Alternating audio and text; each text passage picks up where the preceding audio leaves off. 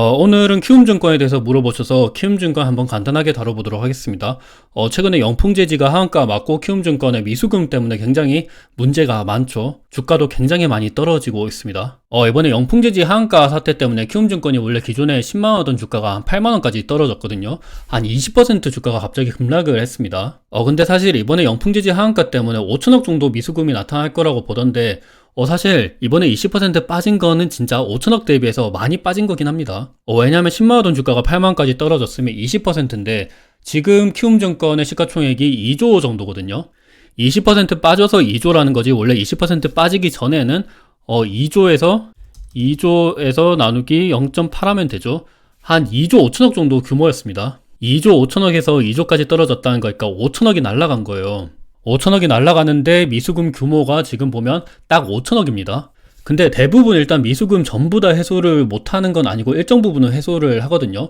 제가 한번 계산을 해보니까 그래도 한 3천억 정도는 손해를 볼 수 있어도 최소한 1천억 정도는 건질 거라고 보고 있거든요. 그런 것들을 봤을 때는 좀 생각보다 많이 빠졌다. 그거는 일단은 사람마다 다르겠지만 이러한 부분을 단기 트레이딩으로 생각하시는 분들도 있을 것 같아요. 그치만 저는 개인적으로 워낙 센티멘트가 안 좋고 최근에 부동산 시장도 안 좋죠. 그리고 코스피 코스닥 거래 대금도 계속 빠지고 있습니다. 신용잔고도 안 좋아요. 그런 것들을 봤을 때는 저라면 일단은 단기 트레이딩 틈새가 보인다 그러더라도 들어가진 않을 것 같아요. 장기적으로 봤을 때는 증권사들이 좋다고 생각을 하지만 최근에는 증권 센티멘트가 굉장히 좀 안 좋습니다. 그럼에도 불구하고 최근 주가 하락이 워낙 과도하기 때문에 이런 부분들을 생각하고 들어가시는 분들은 제가 따로 말리진 않을 거예요.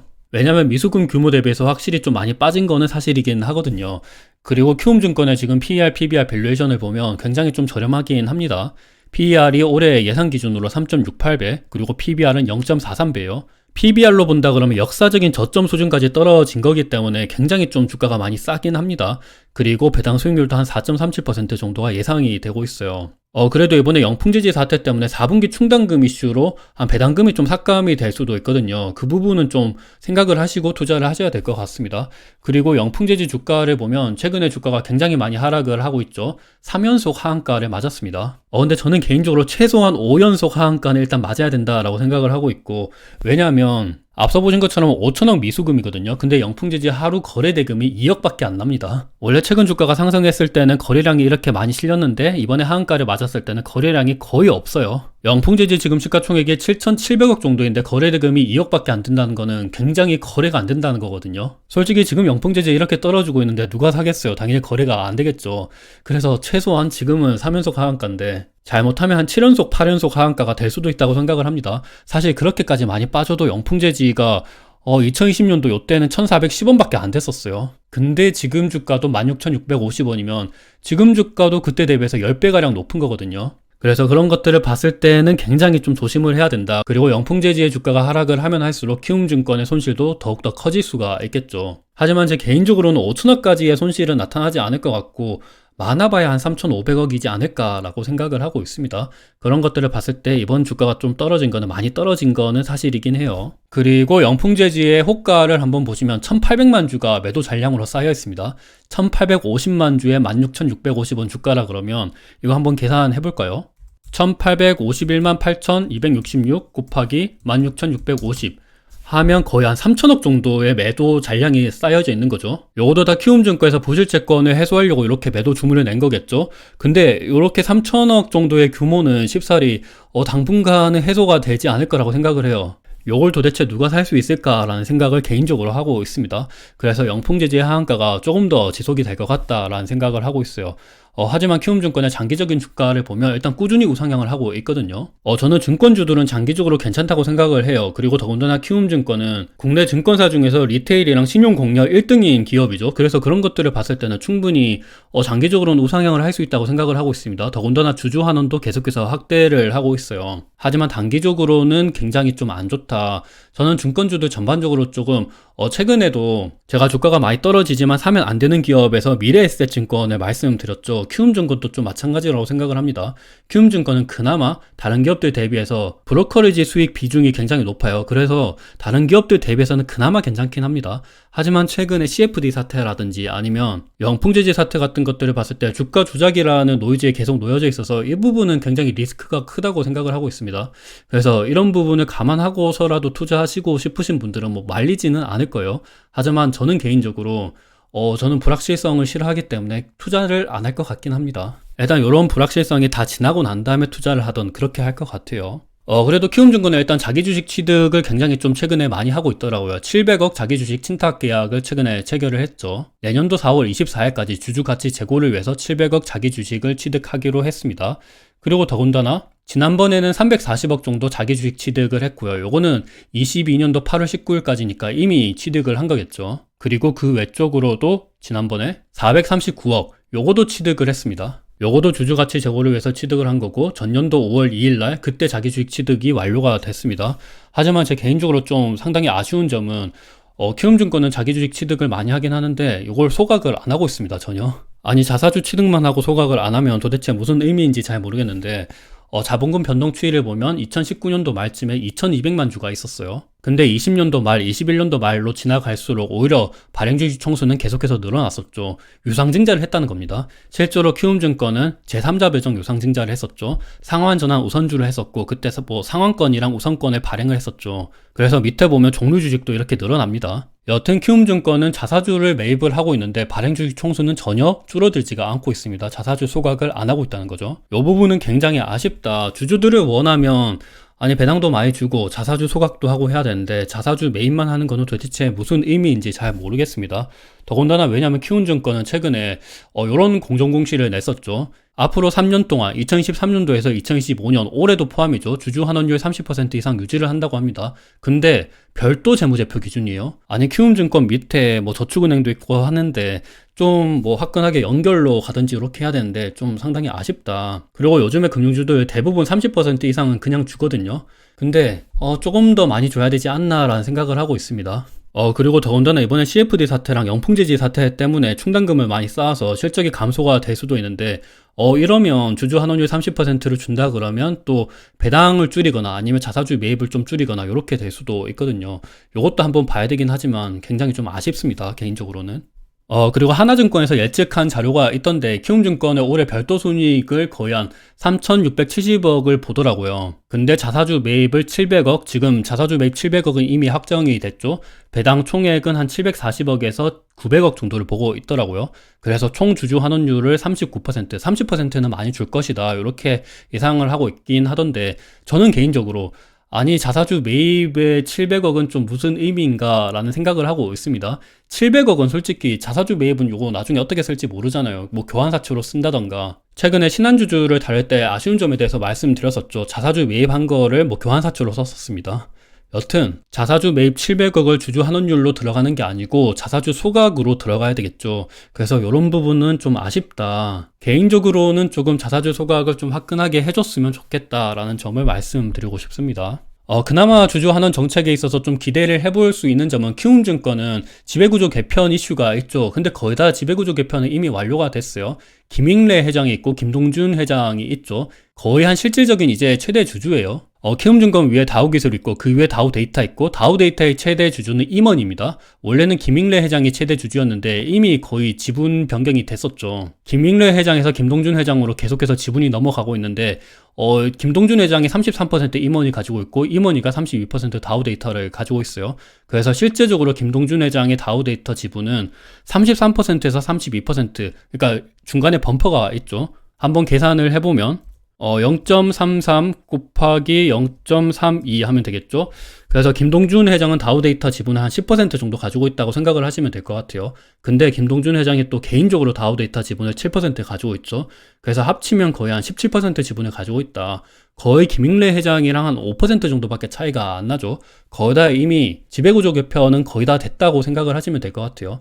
근데 여기서 중요한 점은 일단 김동준 회장이 증여를 받아야 되잖아요. 그러면 증여세를 많이 내야 됩니다. 그래서 실제로 김동준 회장이 가지고 있는 지분을 보면 김동준 회장이 가지고 있는 다우데이터를 담보로 해서 주식담보대출을 받고 증여세, 연부연납, 납세 담보 요것도 하고 있습니다. 그래서 지금 증여세를 위해서 돈을 많이 마련을 해야 되는데 앞서 보신 것처럼 키움증권이 배당을 많이 주면 이제 다우 기술을 통해서 다우 데이터를 받고 다우 데이터를 통해서 뭐 임원이가 받고 임원이를 통해서 김동준 대표가 받고 이런 식으로 돈을 회수할 수 있다. 증여세를 낼 수 있는 재원을 확보할 수 있다. 이렇게 보시면 될 것 같아요. 이것도 하나증권에서 이렇게 예측한 자료가 있기 때문에 좀 세부적인 내용은 하나증권의 레포트를 한번 참고해 주시면 좋을 것 같습니다. 여튼 이러면서 하나증권은 뭐 최소한 올해는 39%, 기존에 말했던 30%보다는 많이 줄 것이다 라고 예상을 하고 있는데 이것도 한번 실제로 까봐야 돼요. 그래도 이런 이슈는 있다라는 점은 한번 참고하셔서 투자를 해보시면 좋을 것 같습니다. 그리고 키움증권은 장기적으로 봤을 때는 괜찮은 주식이라고 생각을 해요. 꾸준히 이익은 계속해서 증가를 하고 있습니다. 지난 10년 동안 꾸준히 이익은 증가를 하고 있어요. 그리고 배당금도 계속해서 올리고 있습니다. 키움증권이 망하지는 않아요. 굉장히 돈도 많이 있고 우량한 기업입니다. 그리고 우리나라에서 뭐 영웅문 안 쓰는 사람은 많이 없죠. 영웅문 다들 뭐 한 번씩이라도 들어보셨고 주식하는 사람들이 가장 많이 쓰는 어플이 영웅문입니다. 우리나라 증권사 중에서 리테일 업무 1등 그리고 신용공여 업무도 1등입니다.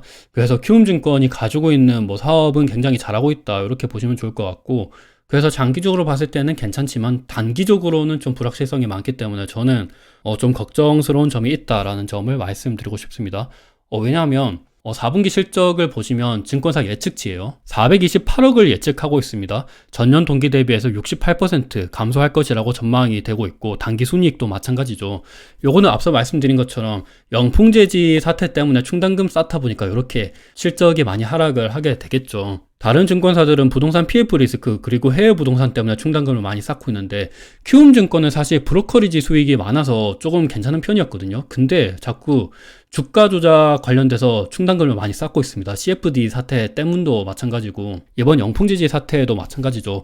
이렇게 되면 연간 실적은 당연히 줄어들 수밖에 없겠죠.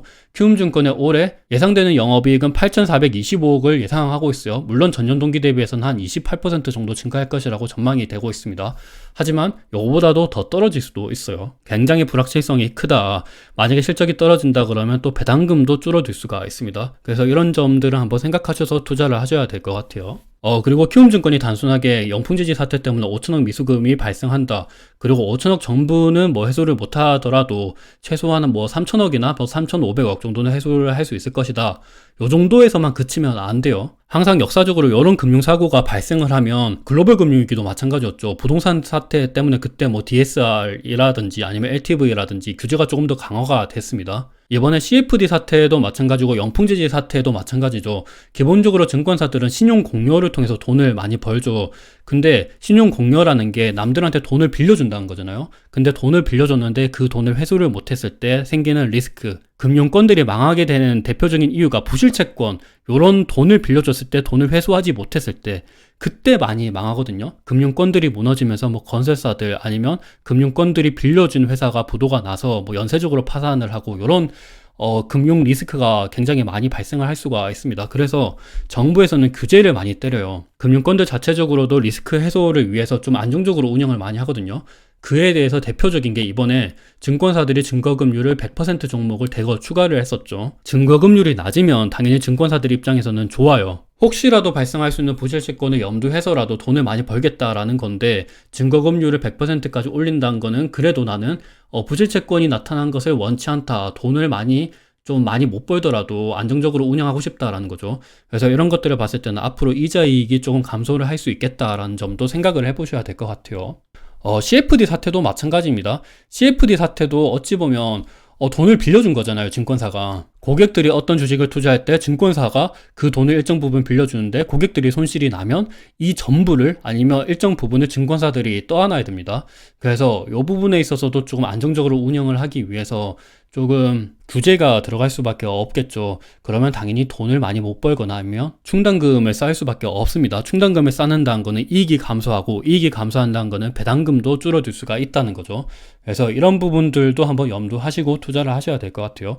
그리고 더군다나 증권사들은 브로커리지 수익이 가장 중요한데 최근에 투자자 예탁금이 빠지고 있죠. 거래대금도 빠지고 있습니다. 시가총액도 빠지고 있습니다. 최근 증시 상황이 안 좋아요. 2차전지 주식들 굉장히 많이 빠지고 있죠. 이러면 키움증권은 브로커리지 수익이 일단 대부분인데, 그리고 브로커리지 수익이 가장 중요한 증권사거든요. 그래서 이런 부분들을 봤을 때는 좀 앞으로의 실적이 우려가 된다. 이 부분도 한번 생각을 하셔야 될 것 같아요. 그리고 더군다나 IPO 시장도 많이 죽었습니다. 이번에 두산 로보틱스가 상장하고 난 다음에 최근 두산 로보틱스의 실적이 아니고 주가가 굉장히 많이 빠그라들고 있죠. 레인보우 로보틱스, 전반적으로 로봇 주식들이 굉장히 안 좋습니다. 그러다 보니까 IPO 시장도 좀 많이 주춤하고 있고, 공모주들의 주가도 별로 안 좋아요, 최근에. 그러면 당연히 IB 쪽으로도 좀 수익에 있어서 우려가 나타나고 있다. 이 점도 한번 염두하셔야 될 것 같아요. 그리고 회사채랑 유동화 증권, 뭐 ABSTP, ABCP, 부동산 PF 그쪽이죠. 그래서 전반적으로 이쪽도 계속 발행 금액도 줄어들고 있고, 부동산 PF 그쪽도 안 좋아지고 있습니다. 회사채는 2023년도 1월, 2월, 3월 요때는 뭐 코로나 때 발행했었던 회사채가 만기가 도래하면서 일시적으로 발행 금액이 이렇게 늘어났는데, 최근에 또 별로 안 좋아요. 그래서 이런 것들을 봤을 때는 IB 쪽 수익이 별로 안 좋을 수도 있겠다라는 점도 생각을 하셔야 될 것 같아요. 그리고 금리도 계속 오르고 있죠. 금리가 오르면 일단 증권사들이 가지고 있는 자산의 평가 손실이 나타날 수밖에 없습니다. 채권 평가 손실이 당연히 나타나죠. 그래서 이쪽으로도 자산관리 실적이 안 좋을 수도 있겠다라는 점을 생각을 해보셔야 될 것 같아요. 그래서 일단 세부적인 실적 한번 브레이크다운 해서 한번 보면, 전년도 대비해서 IB 쪽 수익이 이렇게 많이 떨어질 것이다 라고 예상을 하고 있고, 앞서 말씀드린 것처럼 금리가 오르면서 자산관리도 별로 안 좋을 것이다 라고 예상이 되고 있어요. 그리고 브로커리지 수수료는 올해 상반기에 주식시장이 좋았잖아요. 그런 것들을 봤을 때는 그래도 전년도 대비해서는 좋을 것이다 라고 예측을 하고 있는데, 이걸 다 합쳐보면 전년도 대비해서는 좀 떨어질 것이다 라고 예상을 하고 있습니다. 그리고 요거는 하나증권에서 낸 자료인데 조금 긍정적으로 보는 것 같아요. 이거보다 실적이 안 좋을 수도 있습니다. 그래서 이런 것들을 봤을 때는 조금 우려사항이 있다. 그리고 여기 밑에 보면 운영 및 기타 충당금이죠. 이번 4분기에 영풍재지 충당금입니다. 하나증권은 3,200억 정도의 부실채권이 나타날 것이다 라고 예상을 하고 있는데, 이거보다는 작을 수도 있어요. 그래서 한번 이런 것들은 생각을 하시고 투자를 하셔야 된다. 단기적으로는 뭐 최근에 CFD 사태, 그리고 뭐 영풍재지 사태, 그리고 부동산 PF 리스크, 최근에 거래대금이 줄어들고 있고 회사채도 좀 줄어들고 있고 IB 쪽도 안 좋다. 이런 것들을 감안하고 뭐 투자를 하시겠다. 그러면 뭐 말리지는 않겠습니다. 왜냐하면 이번에 좀 주가가 많이 떨어진 것도 사실이긴 하거든요. 그리고 배당도 계속해서 잘 주고 있는 편이고, 자사주 매입도 하고 있습니다. 장기적으로 봤을 때는 나쁘지 않긴 하지만 단기적으로는 이런 점이 있기 때문에 이런 부분들은 한번 생각을 하시고 투자를 하셔야 될 것 같습니다. 오늘 영상은 여기서 마무리하도록 할게요. 어느 정도 도움이 되셨으면 좋을 것 같습니다.